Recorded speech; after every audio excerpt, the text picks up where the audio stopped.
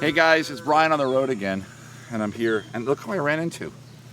I mean, seriously, look at him. These idiots.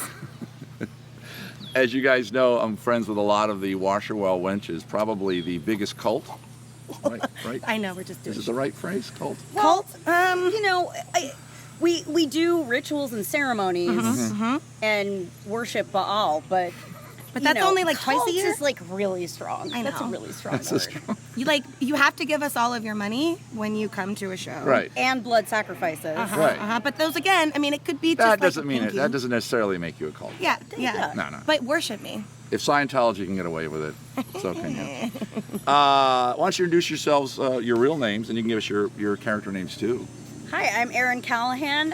My Washington Wench name is Pinwheel. I almost said your name for some reason. I almost said that my name is Sprout. Maybe it's because everyone loves Sprout. Knock it off. Everyone loves Sprout so much. Everybody She's been wants at to it marry longer. Sprout. I know. You've been at it longer. Actually, technically not. We started together, but I took a hiatus. I took a hiatus. We'll get into that. Yeah, I live in Los Angeles. I didn't ask her that. I didn't ask her to give that. Okay, I asked great. her- Well, I'm gonna stop I asked her talking now. name and her character, Great. and she's still going. You know, it's just, I have the same problem. It's terrible. She's been my best friend for No, it's- 14 years, and I just can't get her to I'll never speak again now. Great. It's fine. You know, passive aggressive. Passy the aggressive clown.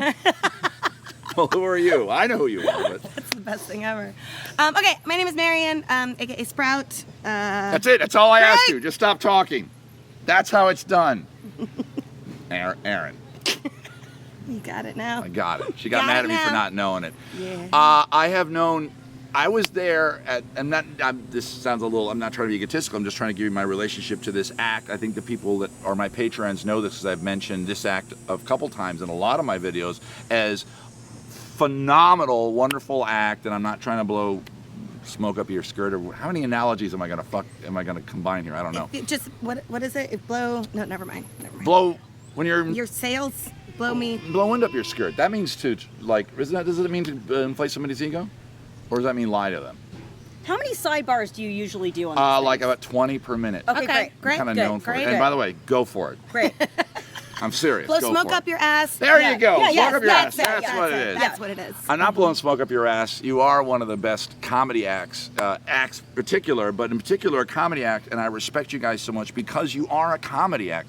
You're not lighting torches on fire like some, aged guys trying Assholes. to, like some Can I say that? assholes. Can I say that on your You podcast? can. Great. It's YouTube.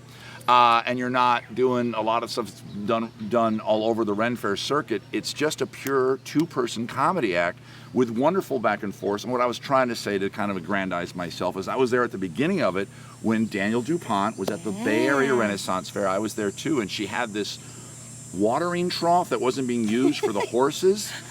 And she says, maybe I could do something with that. Her and who was the other original one? I think it's Olive. And her real name would I be? think it's Christine. Christine. Okay. Dark hair, brown? I think dark. Yeah, okay. Very cute, very, very, very, very funny. Yeah. I've never met her in real life, but I've corresponded with her and stuff like that. But yeah. No, I just did a shitty version of trying to explain your act. No, what I thought, I loved it. I thought it was lovely. Okay. What you really emphasized is that we do comedy, but we have no other skills. Yeah. Like, that was what I really got, That's- and I really well- appreciate. There's no fire eating. There's no juggling. There's no dancing. You there's do no the hardest aerial skill. skills. You do the hardest skill. You do the one that, and I mean this, and this is a huge compliment. I envy your show. I won't even mention the other acts in the circus. We all know there's some other acts that rely mostly on comedy, but I'm not interviewing them now, so to hell with those other guys. I'm talking to you guys, and you guys have figured out how to make a living just doing comedy. Now, granted, there's other shenanigans with it. Yeah. It's interactive improv. You know what I mean? And I think that's something, at least for me, that keeps the show fresh. Is I never really know what's going to happen. Like, there is the core script. There is like a plan in mind based on what time of day it is, where we are in the country, blah blah blah, who we're working with. But like, I mean, I don't know what's going to come out of a patron's mouth when they get up on my stage. I don't know what the audience is going to do. Sometimes it's great. Sometimes, like 2 weeks ago where we had that wonderful heckler, which was a I didn't hear nightmare. about it. Tell us. Ooh. Can we You didn't talk hear about it? Well, Semi-viral TikTok moment. I don't know, because I don't know how the fair's responding to Then it. don't but maybe. mention it. But you Don't can look it up on TikTok. Okay. It's a thing. I'll look it up. Well, why don't you send me that link, and then we'll talk about it maybe another day. Out of costume, not on set and stuff like that. But yeah. Now you mentioned. Oh, go ahead. I was just gonna say, I don't think I could do this show for as long as I have if I didn't have some kind of spontaneity about it. Because we're actors, we're improvisers, and if it was the same thing every day, I think I might. I love the die. fact that you guys have pure improv of I'm just going to go off on this thing, and the other person's going to support. But I also like the fact that you have almost that jazz thing, which I can do a little bit in my show, but I do it a lot with Mooney Very from Mooney and much so, Broom, of course. where there's a bit of shtick or shenanigans, and one person might lead the other person into it, and then you go with it. Now, in the good comedy, and you guys do a good job of this, and what are the two names of the positions in your show? I know what they are, but I don't know if are you allowed to say it, or is it a secret? Is it a trade secret? I don't think it's a secret. All right, well, Talker, Wiggler. So it's similar to the straight man, funny man, but we hate that term because the straight man doesn't mean that they're not funny. Right. And the funny man just means that they're heterosexual. cis That's white women. really important. all straight men were straight, apparently. Turns out, Zeppo Marx, straight as an George arrow. Burns, Fucking straight. fucking straight. The third Ritz brother. Turns out he was also a cracker. Well, Keep going. Normally, I talk a little more during these. I don't have to today. What also I noticed, and going back to that dynamic I have when I do shows with Mooney and stuff like that, as a solo act, and you guys, I think you get off on it. I watch your shows, and it seems like you are.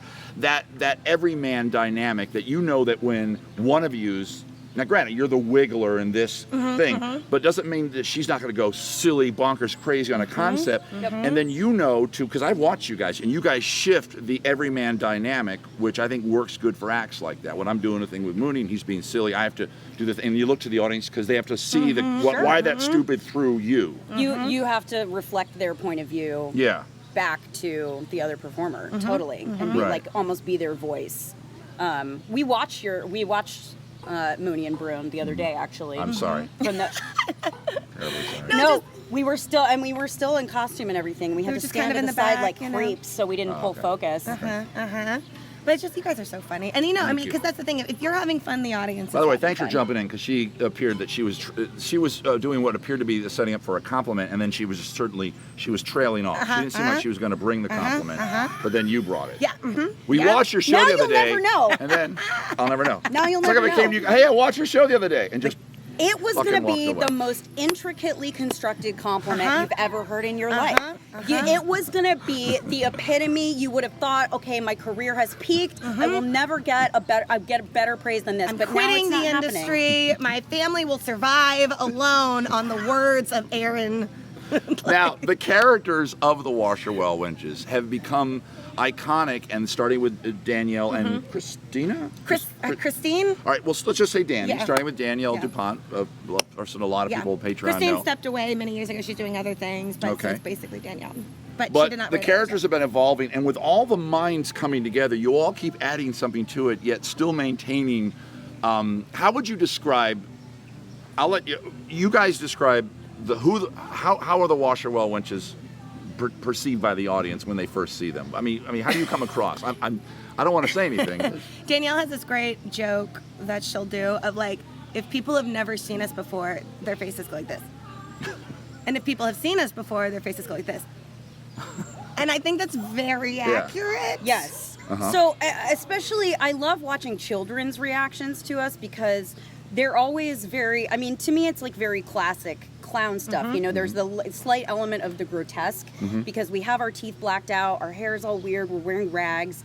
And so there's this like fascination that kids have, but they're also like a little scared, which I really like. You know, I think that's like, if there's just like a little hint of danger or just the unpredictable, right? It's like, so I think that for adults makes us very approachable because we are clearly low status. We're clearly, again, wearing rags, just a mishmash of stuff. I would say that you're empowering. If I don't want to put too much political pressure on your shoulders, or I should say societal pressure on your shoulders, but as you are women in a performing environment where women in performing environments aren't allowed to look unattractive. Wait, what? What?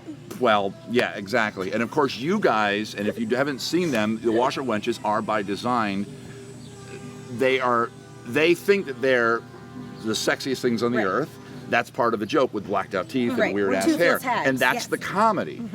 And I think it must be unbelievably empowering and refreshing to do that. It's really fun. I mean, like To break that what people Yeah. expect when they walk in this gate. Yep. Well, you know, we have certain rules within our own company about like, you know, what you can or cannot do. Are we getting more benches? That would be amazing if we're getting more benches. Sorry. But yeah, I mean, I like playing, again, a low status character.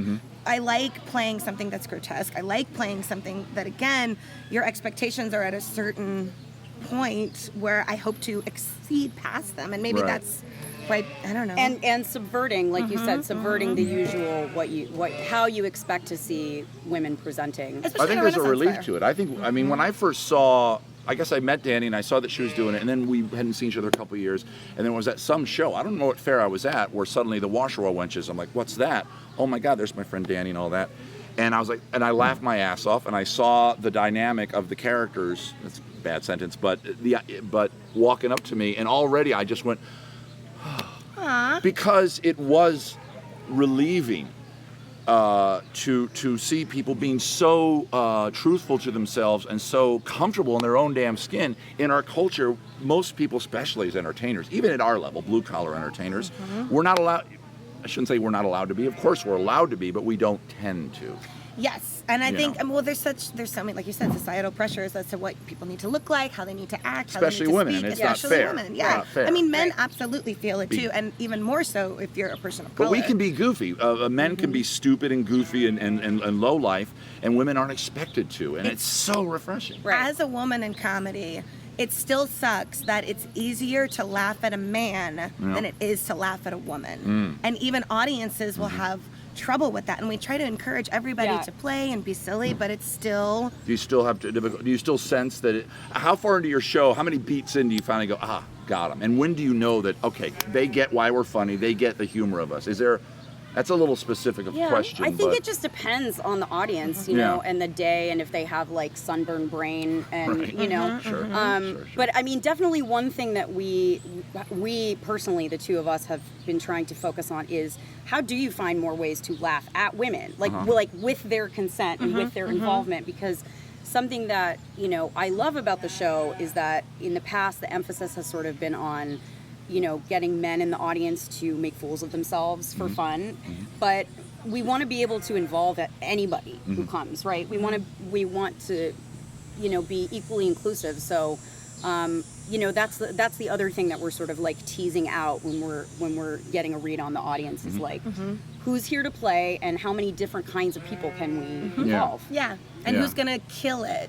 Who can Yeah. we pick that we will set them up to excel at being a doofus, and Right. everybody will love them. Yeah, your pre-show, or what I would call a pre-show, I don't like to call it a pre-show, is phenomenal. You know, and I like doing I have fans that come to my show, and when I get into the quote-unquote scripted, because I'll improvise too, they're like, I like that part too, but that pre-show is fun.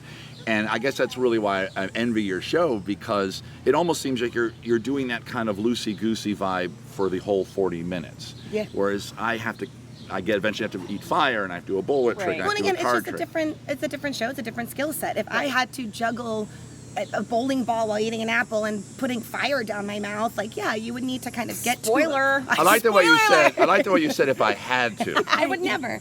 They have to do a sound check. by They have to the do a sound way. check. I know. Yeah. So again, I'm here with the Washerwell Wenches, the Bristol contingent. How many people, really quick, are in the Washerwell Wenches? How many people? Like the 20 plus, 30 plus, 20 plus. less than 30, between And- 20 and 30. And these are two of the wonderful, talented ones. So come out to the Bristol Renaissance Fair to see Sprout and Pinwheel. Pinwheel. The only Pinwheel. I like that one. It's things from the ground. Things from the ground. Things stuck in the ground. I know we have to go, but when we were hired, Danielle hated our names. We thought of them at the same time, and it was Karen Willie that was like, they get to be Sprout and Pinwheel. Okay. So with those two last name drops, take care, guys. Bye, guys.